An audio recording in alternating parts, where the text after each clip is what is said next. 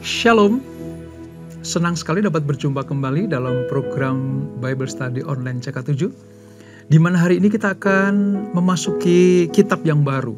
Setelah kita menyelesaikan kitab Nabi Yeremia, maka sambungan dari peristiwa nubuatan-nubuatan Nabi Yeremia ini adalah kitab Ratapan, saudara. Nah, kitab Ratapan ini sebenarnya menggambarkan secara garis besar adalah bagaimana sang nabi itu meratap kepada Tuhan karena umat pilihannya itu mau tidak mau harus mengalami penghukuman dari Tuhan. Kerajaan Selatan, Yehuda, itu harus dibuang ke Babel. Nah, kitab Ratapan ini menggambarkan bagaimana situasi kehidupan bangsa pilihan, yaitu bangsa Israel, yang harus dihukum Tuhan untuk menjadi tawanan di Babel. Nah, pada pasal yang pertama ini kita akan melihat bagaimana keruntuhan dan kesunyian Yerusalem. Sebelum kita membaca, merenungkan, dan mengambil manfaat di dalam pembelajaran kita hari ini, mari kita datang kepada Tuhan, kita minta Tuhan mengurapi kita. Haleluya, Yesus Tuhan. Sebab kasih setiamu, keadilanmu nyata sungguh, ya Aba.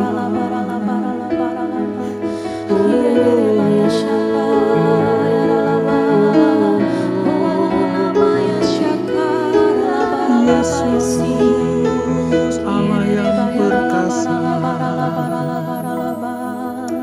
Terima kasih, terima kasih. Kemanakah kami mencari kasih sejati? Kemanakah kami berseru saat badai datang menderu? Yang kami tahu hanya Kau yang mampu pulihkan segala sesuatu. Kemanakah kami mencari kasih sejati?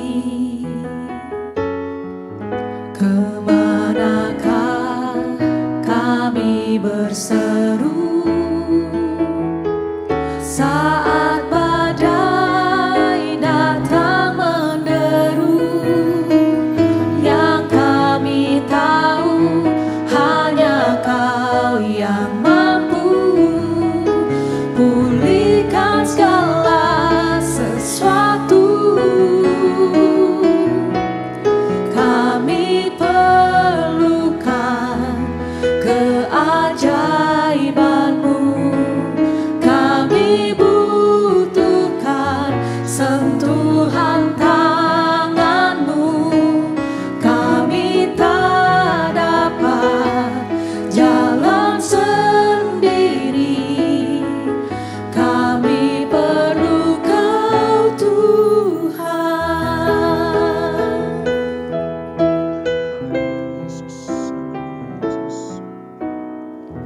Kemanakah kami mencari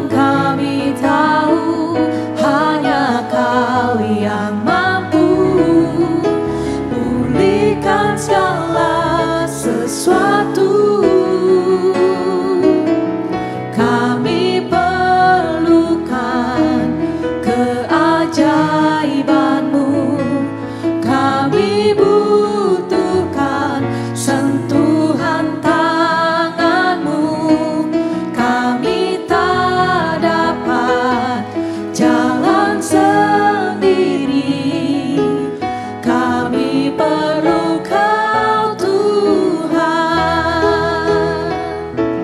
kami perlukan keajaiban-Mu, kami butuhkan sentuhan tangan-Mu, kami tak dapat jalan sendiri, kami perlu Kau Tuhan,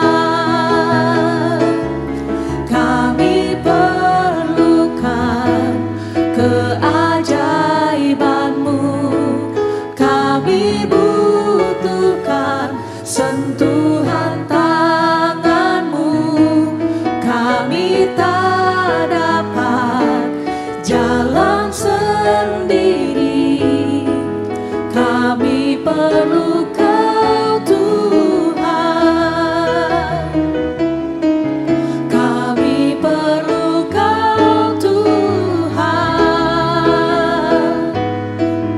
kami perlu Kau Tuhan. Oh, kami perlu Kau Yesus, Yesus Tuhan kami, hanya kami andalkan, tiada nama Yesus, tiada kasih Allah, tiada sesana, haleluya,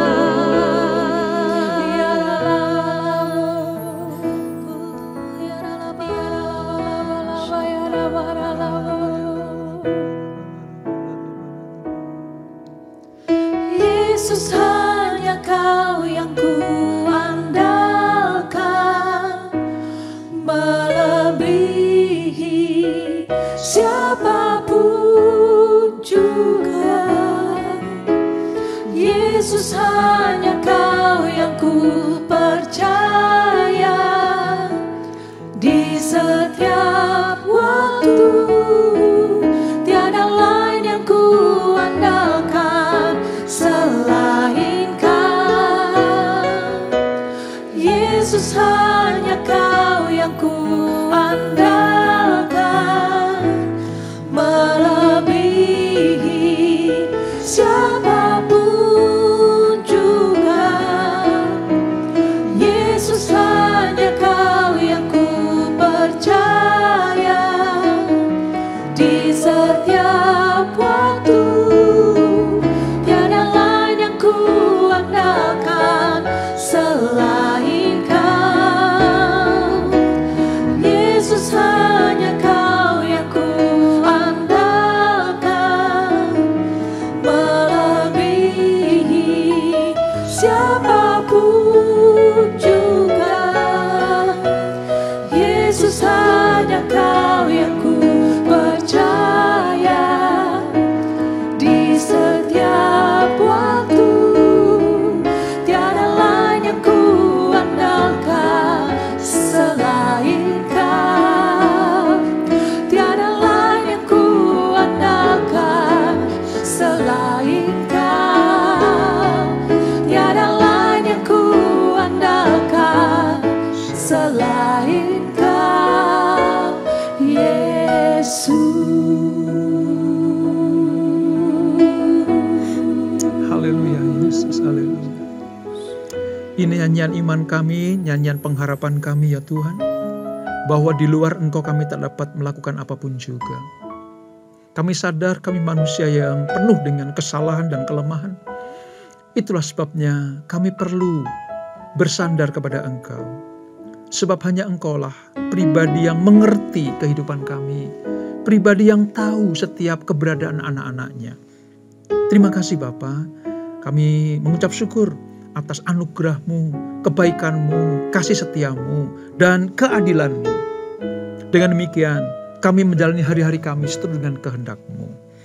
Sekarang kami akan melanjutkan pembelajaran kami ya Tuhan, urapi kami. Biarlah apa yang kami baca, kami renungkan ini menjadi sebuah rema, menjadi penuntun kehidupan kami, supaya hidup kami selaras dengan firman-Mu. Terima kasih Bapa. Di dalam nama Yesus, mari yang siap belajar firman Tuhan. Sama-sama kita katakan, amin. Nah, kita akan membaca saudara dari Ratapan, kitab Ratapan, pasal yang pertama, itu Perjanjian Lama halaman sekitar 891. Alkitab saya, Perjanjian Lama halaman sekitar 891, kitab Ratapan. Kita akan membaca ayat 1 sampai ayat 11 terlebih dahulu. Demikian firman Tuhan. Keruntuhan dan kesunyian Yerusalem. Ah, betapa terpencilnya kota itu yang dahulu ramai. Laksana seorang jandalah ia, yang dahulu agung di antara bangsa-bangsa. Yang dahulu ratu di antara kota-kota, sekarang menjadi jajahan. Pada malam hari terseduh-seduh ia menangis. Air matanya bercucuran di pipi. Dari semua kekasihnya, tak ada seorang pun yang menghibur dia.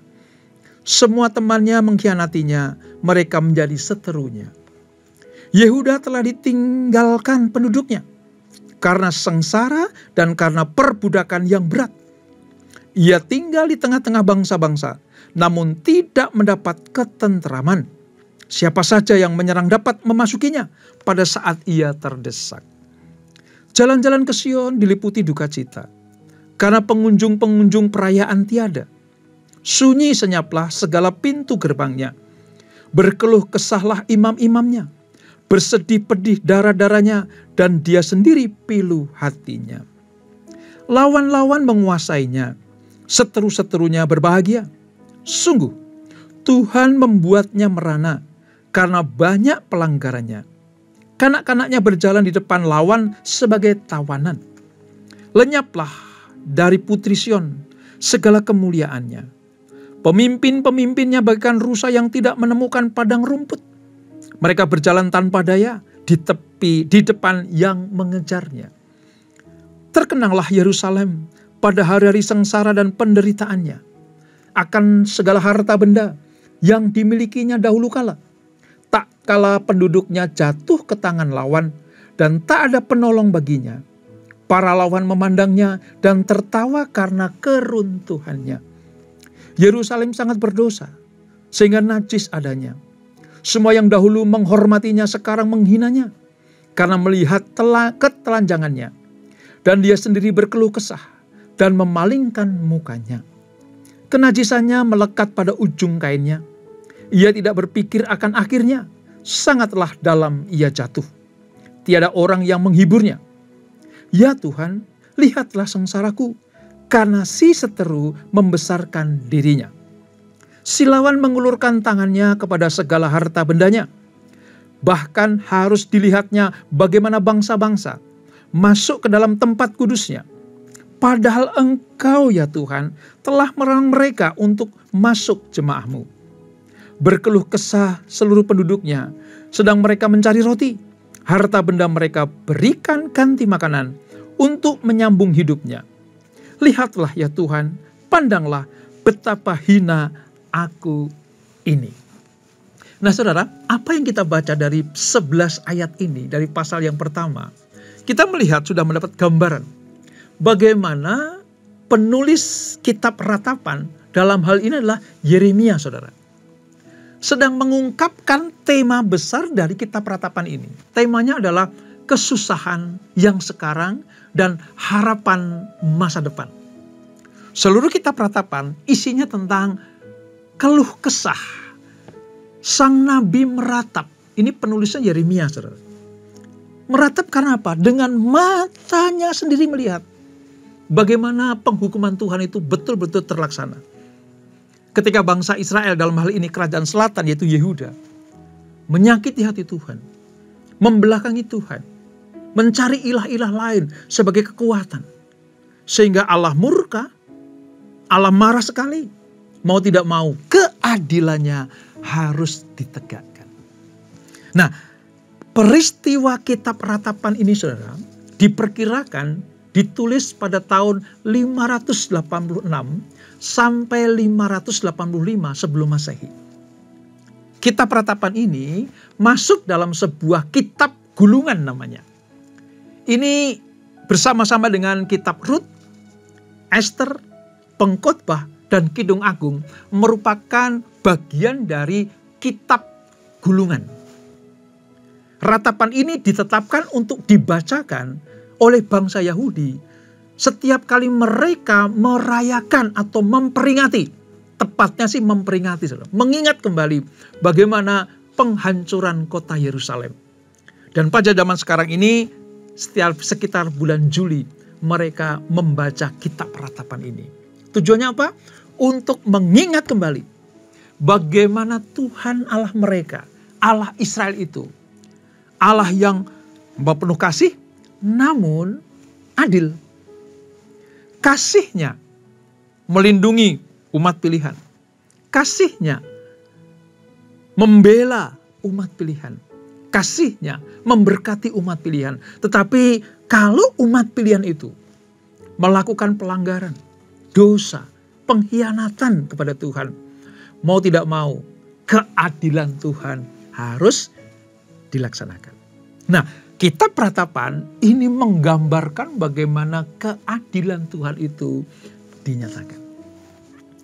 Secara keseluruhan saudara, kitab ratapan ini terdiri dari 5 syair sebenarnya. 5 syair.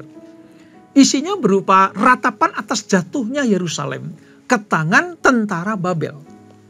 Karena Nebukadnezar dan tentaranya, ya tentunya atas keputusan Tuhan, saudara, itu mengepung kota Yerusalem. Kotanya dikepung, temboknya diruntuhkan. Orang-orang yang di dalam, putri-putri Sion, itu penduduk Yerusalem, itu betul-betul disengsarakan. Lalu yang paling sangat menyakitkan sebenarnya adalah bait suci diruntuhkan. Dan kitab ini juga menggambarkan bagaimana kehancuran serta kisah masa pembuangan kerajaan selatan ke Babel yang genap 70 tahun. Walaupun kitab ini pada umumnya bernuansa sedih, saudara, namun di dalamnya ditemukan berbagai ungkapan kepercayaan yang diucapkan oleh Nabi mewakili bangsa yang tertindas itu. Tentang apa? Kepercayaan kepada Allah. Bahwa ya Tuhan, kami salah, kami berdosa, kami dihukum. Tapi kami mau lari kemana lagi? Kami mau kemana lagi Tuhan? Mau tidak mau kami terima hukuman ini sebagai bentuk keadilan-Mu. Dan aku percaya akan ada pemulihan. Jadi sebenarnya sekalipun judulnya kitab ratapan, tetapi ada pengharapan tentang pemulihan. Karena Allah selain keadilan dinyatakan, Allah masih ingat perjanjiannya dengan Abraham, Ishak dan Yakub, yaitu Israel. Bagaimana keturunannya akan menjadi biji mata Tuhan. Berkat pemulihan tidak bisa dilupakan oleh Tuhan. Ada harapan akan masa depan yang cerah. Syair-syair dalam kitab ratapan ini digunakan, tadi saya katakan, oleh bangsa Yahudi. Untuk apa? Untuk mengingat tentang nasib mereka dulu. Supaya mereka tidak mengalami kejadian yang sama. Tidak mengulang kesalahan yang sama. Maka dari generasi ke generasi, kitab ratapan ini dibacakan untuk generasi berikutnya. Supaya mereka jangan sampai mengalami hal yang sama seperti yang nenek moyang mereka alami. Nah, dari ayat 1 sampai dengan ayat 22 ini saudara.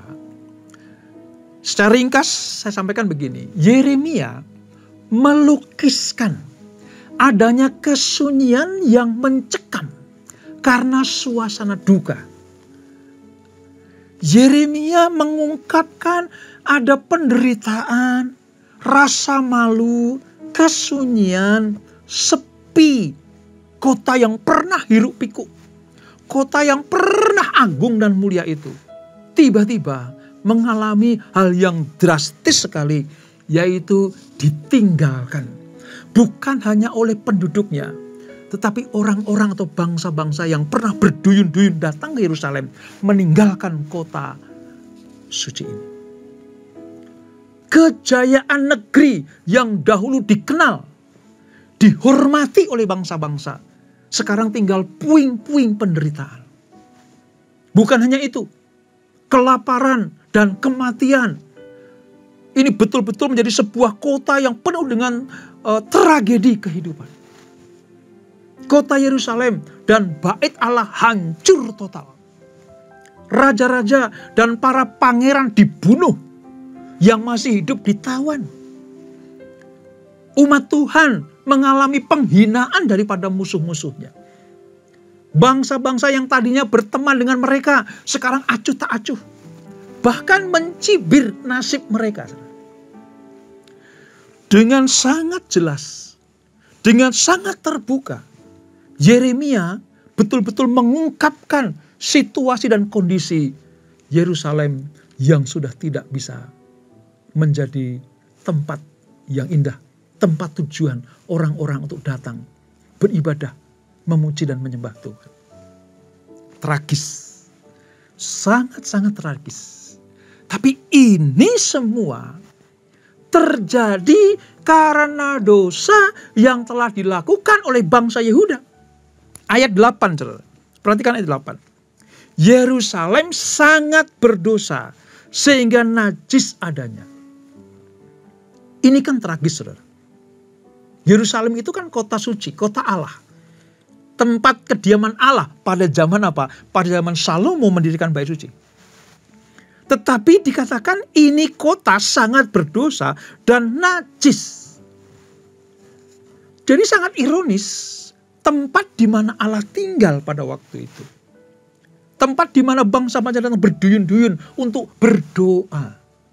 Untuk mengagumi kota yang indah. Sekarang menjadi puing-puing. Karena kenajisannya, keberdosaannya. Maka Allah menghukum mereka. Yerusalem. Kalau saya bicara tentang Yerusalem itu artinya ya raja-rajanya, ya para imam-imamnya, bahkan penduduknya. Itu memberontak terhadap Tuhan dan kebenarannya. Mari kita lihat, saudara. Di ayat yang ke 18, ya 18. Tuhanlah yang benar, karena aku telah memberontak terhadap firman-Nya. Jadi rupa-rupanya bangsa pilihan ini melakukan pemberontakan kepada Tuhan. Tambah lagi ayat 20. Ya Tuhan, lihatlah betapa besar ketakutanku, betapa gelisah jiwaku, hatiku terbolak-balik di dalam dadaku, karena sudah melampaui batas aku memberontak. Kita perhatikan pengakuan bahwa karena pemberontakan kamilah, karena kami menyakiti Tuhanlah, maka hukuman ini kami dapatkan. Para pemimpin menjalankan pemerintahan secara apa? Tidak bertanggung jawab. Bukan hanya rajanya, tapi imam-imamnya juga. Melihat dosa, melihat kesalahan, melihat pelanggaran umat Tuhan, mereka diamkan. Bahkan cenderung setuju atas perbuatan dosa mereka. Maka Allah sudah selesai dengan kesabarannya. Tiba saatnya mereka mengalami hukuman Tuhan. Nah, dalam ratapannya, saudara, Yeremia sadar atas segala keluhannya. Ia berpaling kepada Tuhan dan menyatakan pengakuan dosanya di hadapan Tuhan. Tadi kalau kita baca ayat 18. Ya, pemberontakan kami sedemikian rupa Tuhan. Menajiskan tempat kudus, menajiskan kehidupan kami, menajiskan persembahan kami. Itu pengakuan dosanya. Kalau Yeremia mengaku dosanya, itu sebenarnya mewakili seluruh penduduk Yerusalem. Lalu berikutnya, selain mengaku dosa, Yeremia juga mengakui kebesaran dan kuasa Tuhan. Ayat 19, mari kita lihat ayat 19. Aku memanggil kekasih-kekasihku, tetapi mereka memperdayakan aku. Imam-imamku dan para tua-tuaku telah mati semuanya di kota. Tak kala mencari makan dari dirinya untuk menyambung hidupnya. Jadi ketika Yeremia melihat bagaimana para imam, para pemimpin ini sudah kehilangan kehidupan rohani yang benar, maka Yeremia mengakui bahwa hanya engkaulah yang benar. Imam-imam tidak benar, raja-raja tidak benar, pemimpin rohani tidak benar. Hanya engkaulah satu-satunya yang benar. Tadi dikatakan, Yeremia memohon agar Tuhan membawa umatnya kembali kepadanya. Supaya apa? Mereka balik ke hadapan Tuhan. Untuk apa, saudara? Diperbaharui, dipulihkan. Dan tidak luput juga Yeremia memohon agar hukuman yang Tuhan telah lakukan kepada mereka ini juga menimpa bangsa lain. Artinya apa? Bangsa Babel. Kalau umatmu dihukum Tuhan, dihajar Tuhan, ingat ya Tuhan, Babel juga kurang ajar, melebihi apa yang seharusnya. Jadi aku mohon, mereka yang menawan, mereka yang menjajah, mereka yang menyengsarakan umatmu, engkau hukum juga. Ini ungkapan hati Yeremia mewakili seluruh penduduk Yerusalem.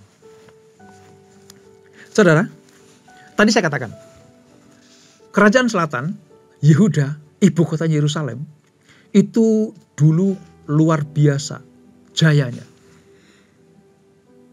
Apalagi Salomo tinggal di Yerusalem, mendirikan bait suci di Yerusalem. Yerusalem pusat segala-galanya, dikagumi. Orang-orang sangat kagum karena berkat Allah mengalir luar biasa. Kehadiran Tuhan selalu nyata di tempat itu. Tetapi dari kitab Ratapan kita belajar bahwa kejayaan, kehormatan, ya, berkat-berkat duniawi, rasa heran dari orang-orang tentang betapa hebatnya kota itu, kejayaannya tidak akan kekal. Ada saatnya akan hancur. Dan yang tersisa hanyalah kepedihan yang mendalam. Pelajaran pertama yang kita dapat adalah apa yang ada di dunia ini. Sekalipun itu tempat suci, tetapi kalau dipakai untuk sesuatu yang tidak benar, maka kejayaannya tidak akan pernah kekal. Hanya Tuhanlah yang kekal. Oleh sebab itu, mari kita meletakkan hidup kita di dalam tangan Tuhan. Bertekad untuk apa? Mengandalkan Tuhan, bukan mengandalkan manusia, bukan mengandalkan harta benda, bukan mengandalkan kekayaan, kehormatan, ya, kekuasaan yang dunia tawarkan. Pelajaran pertama yang dapat kita petik adalah mari andalkan Tuhan. Kalau sudah diberkati, kalau kejayaan sedang ada dalam hidupmu, kalau engkau menjadi orang yang berpengaruh, dihormati banyak orang, disegani banyak orang, sudah mendapatkan kedudukan yang tinggi, ingat baik-baik, itu tidak kekal. Yang kekal cuma Tuhan. Kalau sudah mengalami berkat-berkat yang berkelimpahan seperti itu, jangan pernah mengecewakan Tuhan. Akui bahwa hanya Tuhanlah satu-satunya sumber berkat buat kita semuanya. Kalau tidak, saudara, peristiwa Yerusalem yang ditawan ke Babel, peristiwa kerajaan selatan yang ditawan ke Babel akan terjadi dalam hidup kita. Pelajaran ini sangat-sangat berguna untuk kita terapkan dalam hidup kita. Ngeri sekali. Orang yang diberkati Tuhan, orang yang mendapatkan anugerah dari Tuhan, tetapi menyia-nyiakannya dengan cara tidak mengucap syukur, bahkan melupakan sumber berkat, yaitu Tuhan itu, maka digambarkan seperti Yerusalem yang terpencil, kota yang terpencil.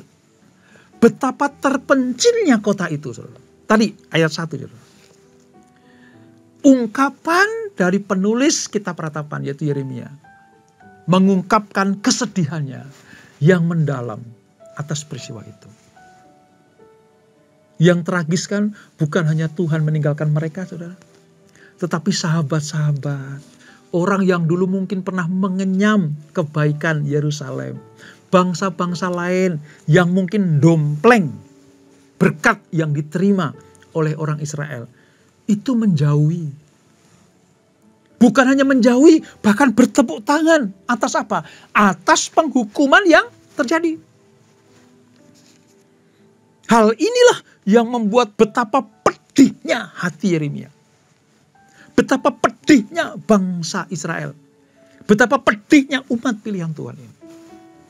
Kalau ini terjadi buat mereka, saudara, bisa juga loh terjadi dalam hidup kita. Mungkin kita ditinggalkan oleh orang-orang yang dekat dengan kita. Kita dianggap orang dijauhi oleh orang-orang yang pernah bekerja sama dengan kita.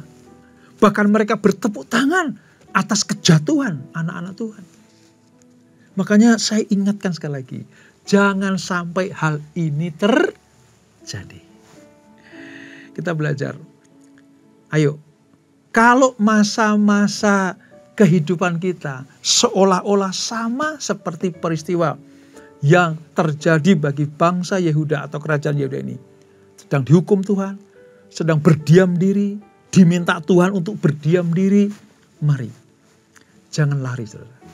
Seperti Yeremia mengharapkan pemulihan dari Tuhan. Seperti Yeremia mengharapkan Tuhan bertindak untuk membela umatnya. Ya berdosa sih berdosa ya Tuhan.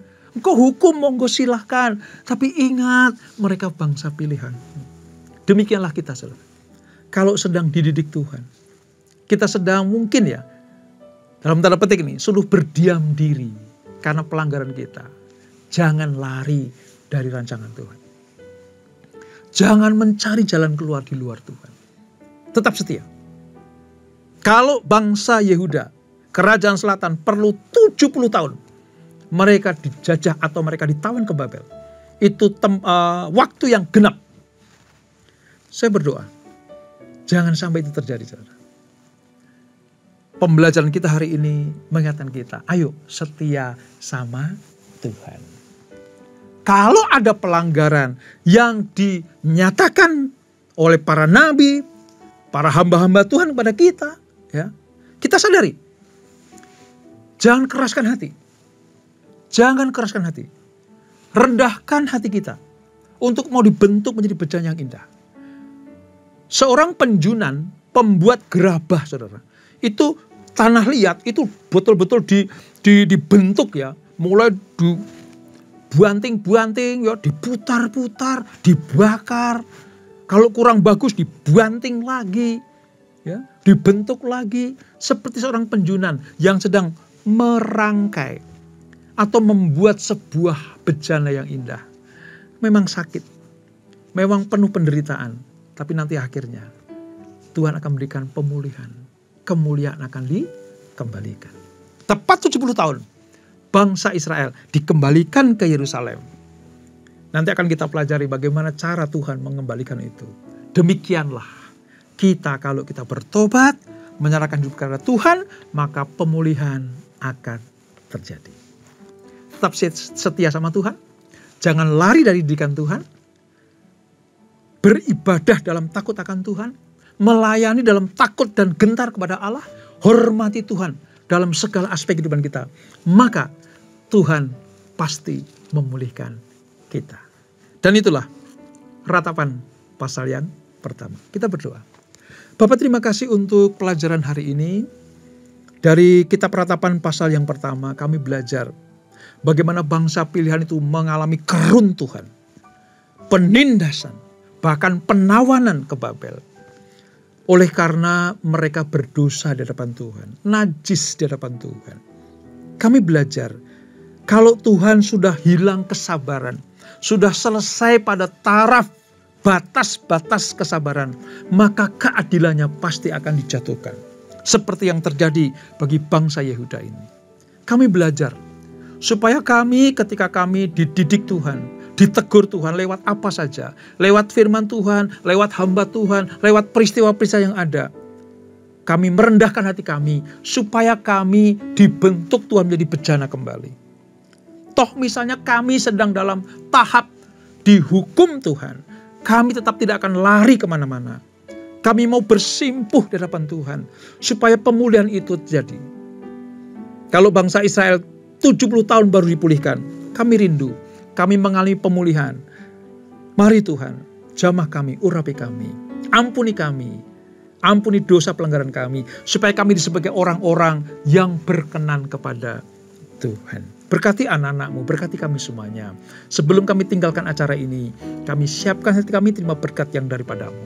Kekasih-kekasih Kristus, arahkan hatimu pada Tuhan. Terimalah berkat kasih anugerah dari Allah Bapa yang berlimpah-limpah di dalam anaknya yang tunggal Tuhan Yesus Kristus, dan persekutuan yang manis dalam Roh Kudus menyertai kita semuanya mulai saat ini sampai Maranatha. Yesus datang yang kedua kali menjemput kita semuanya, bertemu di awan-awan yang permai, menikmati kemuliaan kekal sampai selama-lamanya. Yang diberkati, sama-sama kita katakan amin, amin, amin. Tuhan Yesus memberkati.